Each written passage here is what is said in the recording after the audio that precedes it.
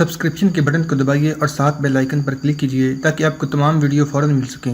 اس video پسند آنے کی صورت میں اسے لائک، کمنٹ اور شیئر کرنا مت بھولیں۔ اگلے دن برف باری سے فوکن کے بازاروں میں روائے سیم بچھی ہوئی تھی۔ طاہر قید خانے سے باہر ایک چبوترے کے اوپر کھڑا تھا۔ اس کے ہاتھ پیچھے کی طرف مضبوط رسی سے جکڑے ہوئے تھے۔ اس سے 2 قدم آگے پھانسی کا پھندا لٹک رہا تھا۔ ارد گرد کھلے میدان میں برف باری کے باوجود سینکڑوں آدمی جمع تھے۔ موت کو اس قدر قریب دیکھنے کے باوجود طاہر کے چہرے پر ایک غیر معمولی سکون تھا۔ قید خانے کے داروغہ کا اشارہ پا کر جلاد چبوترے کے اوپر چڑھا اور اس نے پھانسی کا پھندا ہاتھ میں لیتے ہوئے آگے بڑھ کر طاہر کو لکڑی کے تختے پر کھڑا ہونے کے لیے اشارہ کیا۔ طاہر نے تختے پر چڑھ کر ادھر ادھر دیکھا۔ تماشائیوں میں اب وہ پہلا سا جوش و خروش نام کو نہ تھا۔ جلاد نے پھانسی کا پھندا طاہر کے گلے میں ڈال دیا۔ قید خانے کے داروغہ نے آگے بڑھ کر کہا، تمہارے لیے یہ آخری موقع ہے۔ اگر کوئی ایسی خواہش ہو جسے ہم پورا کر سکتے ہوں تو بیان کرنے میں کوئی حرج نہیں۔ طاہر نے جواب دیا، میں آپ کو اس سوال کا جواب پہلے دے چکا ہوں۔ ایسے موقعوں پر خدا پرست انسانوں سے توقعات وابستہ نہیں کیا کرتے۔ میں نے جو کچھ مانگنا تھا خدا سے مانگ چکا ہوں۔ اگر میری دعائیں مستجاب نہیں ہوئی تو تم میرے لیے کچھ نہیں کر سکتے۔ داروغہ نے لاجواب سا ہو کر کہا، پھر بھی اگر تم بغداد میں کسی عزیز کو کوئی پیغام دینا چاہو تو شاید ہم کوئی بندوبست کر سکیں۔ طاہر نے جواب دیا، خدا اور رسول کا نام لینے والا میرا عزیز ہے اور میں ہر ایک کو ایک ضروری پیغام دینا چاہتا تھا۔ خدا کو اگر مجھ سے کام لینا منظور ہے تو مجھے یقیناً موقع دے گا، ورنہ مجھے یقین ہے کہ میرے بعد وہ کسی بہتر انسان کو اس مقصد کے لیے منتخب کرے گا۔ میں پوچھ سکتا ہوں کہ وہ کیا پیغام ہے؟ وہ پیغام یہ ہے کہ اس وقت کفر اسلام کے خلاف اپنی ساری طاقتیں منظم کر رہا ہے۔ مسلمانوں کا یہ فرض ہے کہ وہ دین کی حفاظت کے لیے منظم اور متحد ہو جائیں۔ داروغہ نے کہا، اب صرف چند لمحات باقی ہیں، تم کوئی دعا مانگنا چاہتے ہو تو مانگ لو۔ طاہر نے سفیدی مائل بادلوں میں چھپے ہوئے آسمان کی طرف دیکھا اور وہ دعا جسے وہ رات کے وقت کئی بار دہرا چکا تھا ایک بار پھر دہرانے لگا، میرے اللہ، کیا میں تیرے دین کے کسی کام نہیں آ سکتا؟ میں نے تیری راہ میں جہاد کی نیت سے نیزوں اور تلواروں سے کھیلنا سیکھا تھا کہ میرے مقدر میں ایک کریہ موت کے سوا کچھ نہیں۔ میں نے صلاح الدین ایوبی کی تلوار کا حق ابھی ادا نہیں کیا۔ میرے مولا، انسانوں کے غلط فیصلے منسوخ کرنا تیری قدرت سے بعید نہیں۔ جلاد نیچے سے تختے کھینچنے کے لیے داروغہ کے اشارے کا منتظر تھا۔ تماشائیوں میں سے اب بعض ایسے بھی تھے جو طاہر کی طرف غصے یا بے اعتنائی کی بجائے ہمدردی کے ساتھ دیکھ رہے تھے۔ اچانک شہر کی طرف سے لوگوں کی چیخو پکار سنائی دی۔ چند سوار گھوڑے بھگاتے ہوئے آئے اور ان میں ایک نے بلند آواز میں کہا، تاتاری آ رہے ہیں، شہر کی حفاظت کے لیے تیار ہو جاؤ۔ اس اعلان نے ایک لمحے کے لیے لوگوں کو مبہوت کر دیا اور دوسرے لمحے وہ تاتاری آ رہے ہیں، تاتاری آ گئے کہتے ہوئے اپنے گھروں کا رخ کر رہے تھے۔ تھوڑی دیر بعد جب داروغہ کے حواس درست ہوئے اور اسے اپنے فرض کا دوبارہ خیال آیا تو میدان خالی ہو چکا تھا۔ اس نے ایک لمحے کے تذبذب کے بعد جلاد کو تختہ کھینچنے کا اشارہ کیا تو ایک طرف سے کسی نے باروب آواز میں کہا، ٹھہرو۔ تیمور ملک کی آواز پہچان کر داروغہ نے پیچھے مڑ کر دیکھا۔ تیمور ملک گھوڑے پر سوار تھا اور اس کے ساتھ چند اور سپاہی بھی تھے۔ وہ چبوترے کے قریب پہنچ کر گھوڑے سے اترا اور چبوترے پر چڑھ کر طاہر کی گردن سے پھندا اتارنے کے بعد اپنے خنجر سے طاہر کے ہاتھوں کی رسیاں کاٹ ڈالیں۔ طاہر نے جلدی سے سوال کیا، تاتاری کتنے دور ہیں؟ تیمور ملک نے جواب دیا، کوئی 10 کوس کے فاصلے پر۔ تمہارے پاس شہر سے باہر نکل جانے کے لیے کافی وقت ہے۔ کہاں جانے کے لیے؟ طاہر نے اطمینان سے سوال کیا۔ بغداد کی طرف۔ تم بغداد ہی جانا چاہتے تھے نا؟ نہیں، اب بغداد کی نسبت یہاں زیادہ کام ہے۔ بہت اچھا، تم میرے ساتھ چلو۔ تیمور ملک نے یہ کہہ کر ایک سپاہی کو اپنا گھوڑا اور تلوار طاہر کے سپرد کرنے کا حکم دیا۔ خوارزم شاہ کی پہلی شکست کے بعد سرحد کے اور بہت سے شہروں کی طرح فوکند کی آبادی کا بہت سا حصہ مغرب کے شہروں کی طرف ہجرت کر چکا تھا۔ اس کے بعد جب تیمور ملک کو سلطان نے مزید سپاہی بھیجنے سے انکار کر دیا تو اس نے رہے سہے لوگوں کو یہ مشورہ دیا کہ وہ اپنے بچوں، بوڑھوں اور عورتوں کو شہر سے نکال کر محفوظ مقامات پر پہنچا دیں۔ لیکن اس کے باوجود فوکند کی آبادی کا تقریباً تیسرا حصہ ابھی تک شہر میں موجود تھا۔ بعض لوگوں کا یہ خیال تھا کہ خوارزم شاہ کی شکست کا باعث اس کی فوج کی کمزوری کی بجائے پہاڑی علاقے کے نشیب و فراز سے ناواقفیت تھی اور تاتاری اپنی فتح کے باوجود فوکند کی طرف بڑھنا پسند نہیں کریں گے۔ لیکن تاتاریوں کے سرحد عبور کرنے کی خبر سے لوگوں کے اندر افراتفری پھیل گئی اور وہ اپنی عورتوں اور بچوں کو ساتھ لے کر برف باری کے طوفان کے باوجود ادھر ادھر بھاگنے لگے۔ تیمور ملک کی فوج نے آس پاس کی پہاڑیوں میں مورچے بنا کر تاتاری فوج کے ہراول دستے کو 3 دن تک فوکن سے دور رکھا۔ حملہ آور تاتاریوں کی تعداد میں آئے دن اضافہ ہو رہا تھا۔ ان 3 دن کے مارکوں میں تیمور ملک کے جانبازوں نے جان توڑ کر حملوں سے کئی دفعہ تاتاریوں کو پیچھے دھکیلا، لیکن ان کی کثرت کے سامنے اس کی کوئی پیش نہ گئی۔ چوتھے روز جب تیمور ملک کے ساتھ صرف 1000 جانثار رہ گئے، اسے جاسوسوں نے خبر دی کہ چنگیز خان کا بیٹا روچی سپاہیوں کی ایک بہت بڑی تعداد کے ساتھ پیش قدمی کر رہا ہے۔ اب ملک کی آخری جائے پناہ دریا کے درمیان ایک ٹاپو تھا، جس کی حفاظت کے انتظامات وہ کئی ماہ پیشتر کر چکا تھا۔ کسی زمانے میں فوکند کے حکمران اور اونچے طبقے کے لوگ اسی ٹاپو میں رہتے تھے۔ قدیم قلعہ اور چند اجڑی ہوئی عمارت اب تک موجود تھیں۔ تیمور ملک نے رات کے وقت اپنی فوج اور شہر کے رہے سہے باشندوں کو حواس کے ساتھ، جو اس کے ساتھ جینا اور مرنا قبول کر چکے تھے، کشتیوں کے ذریعے اس ٹاپو پر اتار دیا اور چند سواروں کو خوارزم کے پاس کمک بھیجنے کی آخری درخواست کے ساتھ روانہ کر دیا۔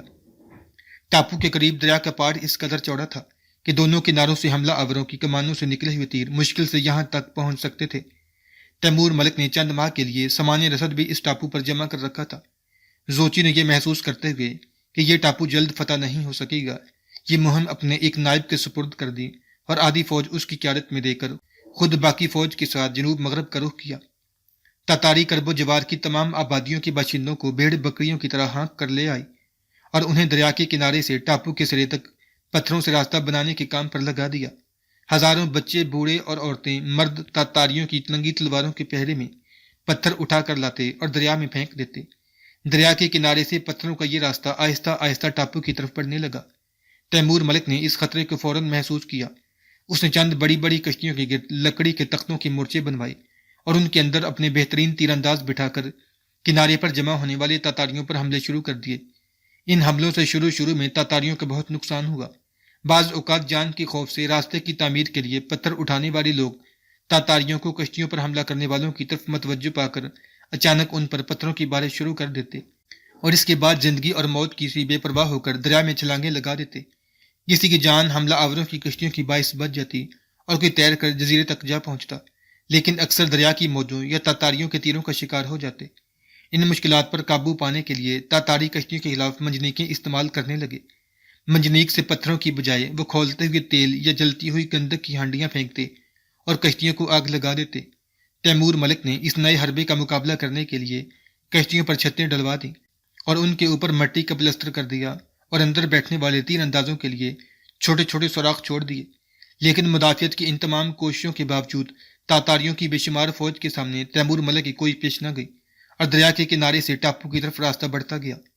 علاؤالدین محمد خوارزم شاہ تاتاریوں سے پہلی شکست کے بعد اس قدر بزدل ہو چکا تھا کہ اس نے تیمور ملک کے متعدد پیغامات کے باوجود اسے کوئی کمک نہ بھیجی، بلکہ اسے یہ حکم دیا کہ وہ ٹاپو کی مدافعت کا خیال چھوڑ کر اس سے آ ملے۔ لیکن تیمور کی غیرت نے اپنے ساتھیوں کو مصیبت میں چھوڑنا گوارا نہ کیا۔ جب راستہ ٹاپو کے اس قدر قریب پہنچ گیا کہ تاتاری ٹاپو کے مورچوں پر منجنیق سے پتھر اور آتشگیر مادہ پھینک سکتے تھے، تو تیمور ملک کے لیے ٹاپو خالی کرنے کے سوا کوئی چارہ نہ رہا۔ ایک شام تیمور ملک نے اپنے ساتھیوں کو جزیرہ خالی کرنے کی تیاری کا حکم دیا۔ رات کے وقت آسمان پر بادل چھا رہے تھے۔ تیمور ملک کے تمام ساتھی کشتیوں کے بیڑے پر سوار ہو کر زیادہ دور نہیں گئے تھے کہ بارش شروع ہو گئی۔ تیمور ملک نے بادلوں کی باعث رات کی بڑھتی ہوئی تاریکی کو اپنے لیے تائید غیبی سمجھا تھا، لیکن بارش ہونے کے بعد جب بجلی بھی چمکنے لگی تو اسے خدشہ محسوس ہونے لگا کہ اگر کناروں کی چوکیوں کے تاتاری باخبر ہو گئے تو اسے بہت بڑی تباہی کا سامنا کرنا پڑے گا۔ آدھی رات کے بعد اسے معلوم ہوا کہ اس کا خدشہ غلط نہ تھا۔ بجلی کی چمک میں اسے دونوں کناروں پر تاتاری سواروں کے دستے دکھائی دیے۔ تھوڑی دور آگے جا کر ان کی ہمراہ پیادہ سپاہیوں کی اچھی خاصی تعداد دکھائی دی۔ تیمور ملک کی کشتی پر اس کی فوج کے چیدہ افسر سوار تھے۔ اس نے ان کا مشورہ طلب کیا۔ سب کی متفق رائے یہ تھی کہ گھنے جنگل میں پہنچ کر کشتیاں کنارے لگا دی جائیں۔ تاریکی میں اگر تاتاریوں سے مقابلہ ہوا بھی تو بعض آدمیوں کو چھپ چھپا کر ادھر ادھر بھاگ جانے کا موقع مل جائے گا۔ تیمور ملک نے سب کی رائے سننے کے بعد کہا، طاہر اب تک خاموش ہے، میں اس کی رائے بھی سننا چاہتا ہوں۔ کشتی کے کونے سے جواب ملا، میرے خیال میں ہمارے لیے دو ہی راستے ہیں۔ پہلا یہ کہ ہم کنارے پر کسی جگہ پاؤں جما کر آخری دم تک لڑیں۔ جنگل ہو یا میدان، یہ تمام علاقہ تاتاریوں سے پٹا پڑا ہے اور ہمارے لیے بھاگنے کے راستے بہت کم ہوں گے۔ ایسی صورت میں اگر ایک جان کے بدلے دو نہیں تو ایک جان لینے کا قائل ہوں۔ اگر کسی ایک جگہ دریا کے کنارے اترنے کے بعد ادھر ادھر بھاگتے ہوئے دشمن کے تیروں کا شکار ہونا ہے تو بہتر یہی ہے کہ ہم اپنے تیر پیٹھ پر کھانے کی بجائے سینے پر کھائیں۔ دوسرا راستہ یہ ہے کہ ہر ایک یا آدھ کوس پر ایک کشتی پیچھے چھوڑ دی جائے اور جب دوسری کشتیاں آگے جائیں تو اس کے سوار اتر جائیں اور خالی کشتی کو پانی میں دھکیلتے جائیں۔ تاتاری یقیناً بیڑے کے ساتھ چلتے رہیں گے اور پیچھے رہنے والی کشتیوں کے سواروں کو جان بچانے کا موقع مل جائے گا۔ تعاقب کرنے والوں کو غلط فہمی میں مبتلا رکھنے کے لیے ہم بیڑے پر سے بجلی کی روشنی میں تیر چلاتے رہیں گے۔ اس صورت میں طلوع سحر تک ہمیں ادھر ادھر بھاگنے کا موقع مل جائے گا۔ آخری چند آدمیوں کو شاید اپنی کشتیاں کنارے تک لگانے کا وقت نہ ملے، اس لیے ضروری ہے کہ وہ بہترین تیراک ہوں۔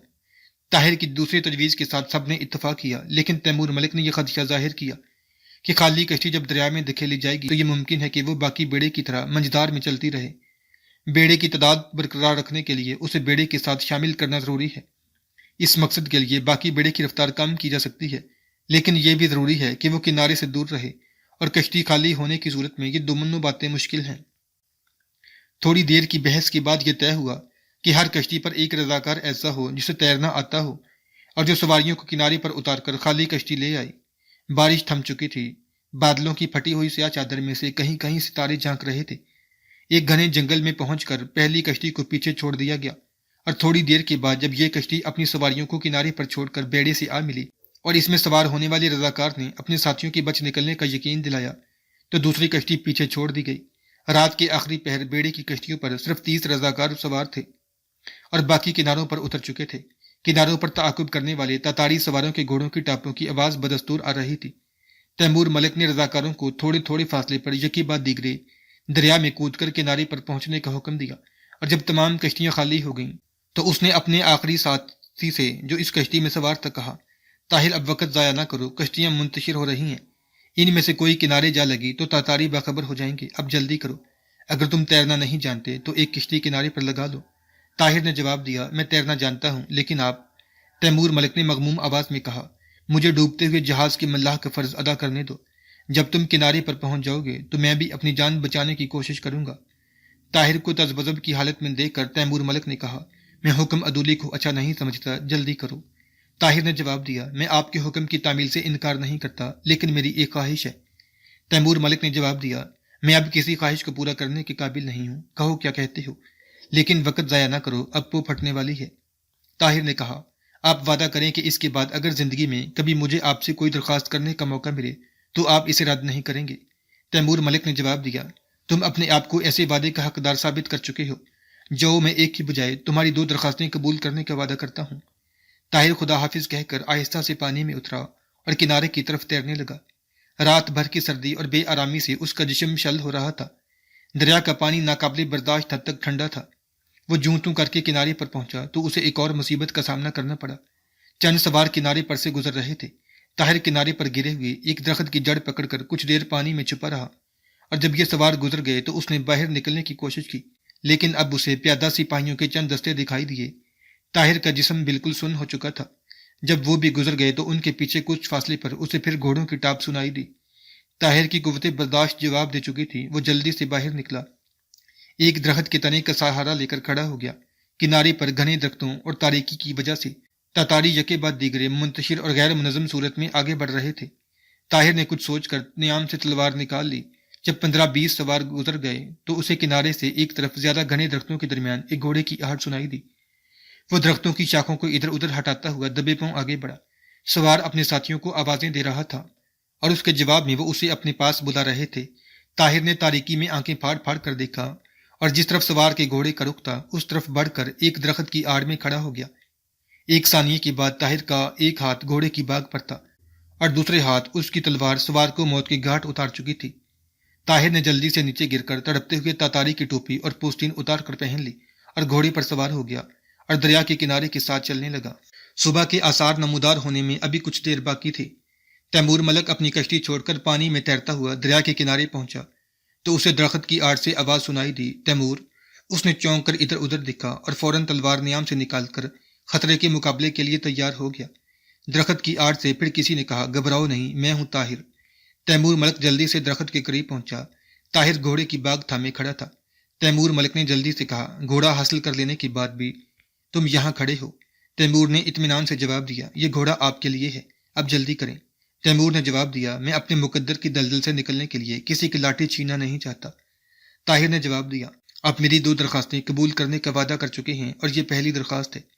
تیمور ملک نے لاجواب سا ہو کر کہا، یہاں بحث کرنا ٹھیک نہیں، آؤ میرے ساتھ۔ طاہر اپنے ہاتھ میں گھوڑے کی باگ تھامے تیمور کے ساتھ چل دیا۔ کنارے سے کوئی 300 گز دور پہنچ کر تیمور رکا اور کہنے لگا، کیا مجھ سے وعدہ لیتے وقت تمہاری نیت یہی تھی؟ ہاں۔ تمہیں یقین تھا کہ تمہیں گھوڑا مل جائے گا اور تم مجھے پیش کرو گے۔ یہ میرا ارادہ تھا، خدا کا شکر ہے کہ برا ہوا۔ تیمور ملک نے طاہر کے ہاتھ سے گھوڑے کی بات پکڑ لی اور اس پر سوار ہو کر کہا، تم میرے پیچھے بیٹھ جاؤ۔ طاہر نے جواب دیا، اس طرح ہم دونوں رہ جائیں گے۔ تیمور ملک نے کہا، خدا پر اس قدر بھروسہ رکھنے والے انسان کو مایوس نہیں ہونا چاہیے۔ شاید تمہاری وجہ سے میں بھی بچ جاؤں، جلدی کرو، تاتاریوں کی آوازیں آ رہی ہیں، شاید انہوں نے خالی کشتیاں دیکھ لی ہیں۔ طاہر فوراً تیمور ملک کے پیچھے بیٹھ گیا۔ کوئی 200 کوس جنگل عبور کرنے کے بعد پہاڑیوں کا سلسلہ شروع ہوا۔ طاہر نے گھوڑے کی تھکاوٹ محسوس کر کے چند بار اترنے کی خواہش ظاہر کی، لیکن تیمور ملک نے ایک نہ سنی۔ سورج کی پہلی شعاع کے ساتھ ایک تنگ گھاٹی سے گزرتے ہوئے طاہر نے پیچھے مڑ کر دیکھا تو تاتاری سواروں کا ایک گروہ سرپٹ آتا ہوا دکھائی دیا۔ طاہر نے کہا، وہ ہمارے تعاقب میں آ رہے ہیں، خدا کے لیے مجھے اتار دیجیے، میں اس گھاٹی پر انہیں روک سکتا ہوں، آپ کو بچ نکلنے کا موقع مل جائے گا۔ تیمور ملک نے گھوڑا روکے بغیر پوچھا، وہ کتنے ہیں؟ 7۔ تو میں بھی تمہارے ساتھ اترتا ہوں، لیکن کون کہہ سکتا ہے کہ ان کے پیچھے لشکر نہیں ہوگا؟ یہی وجہ ہے کہ میں تمہیں اکیلا نہیں چھوڑ سکتا۔ طاہر نے کہا، آپ میری 2 درخواستیں پورا کرنے کا وعدہ کر چکے ہیں، اور میری دوسری درخواست ہے کہ آپ مجھے اتار دیں، لیکن میں اپنے لیے تمہارے اس اصرار کی وجہ پوچھ سکتا ہوں۔ طاہر نے جواب دیا، خوارزم تاتاریوں کے سیلاب کے سامنے آخری چٹان ہے، اور اس چٹان کو آپ جیسے محافظ کی ضرورت ہے۔ میں آپ پر احسان نہیں کرتا، عالم اسلام کی ایک خدمت کرنا چاہتا ہوں۔ خوارزم شاہ کو چند بزدل مشیروں نے ناکارہ بنا دیا ہے، آپ اس میں زندگی کی روح پھونک سکتے ہیں۔ تیمور ملک نے جواب دیا، میں صرف سپاہی ہوں، تلوار سے کاٹنا جانتا ہوں، قوم میں زندگی کی روح پھونکنا تم جیسے لوگوں کا کام ہے، تم جاؤ، میں گھوڑے سے اتر کر ان کا راستہ روکتا ہوں۔ طاہر نے کہا، اپنا وعدہ نہ بھولیے، مجھے خدا پر بھروسہ ہے، ہم ایک بار پھر ملیں گے۔ طاہر یہ کہتے ہوئے بھاگتے ہوئے گھوڑے سے نیچے اتر گیا۔ تیمور ملک نے گھوڑا روک لیا اور کہا، تمہارے ترکش میں کتنے تیر ہیں؟ طاہر نے جواب دیا، 5۔ تیمور ملک نے اپنا ترکش اتار کر اس کی طرف پھینک دیا اور کہا، 6-7 اس میں بھی ہوں گے، کاش خوارزم کی فوج میں تم جیسے 500 سپاہی اور ہوتے۔ تیمور ملک نے گھوڑے کو سر پر چھوڑ دیا اور طاہر تنگ گھاٹی کے موڑ کے قریب چند گز پہاڑی کے اوپر چڑھ کر ایک پتھر کی آڑ میں بیٹھ گیا۔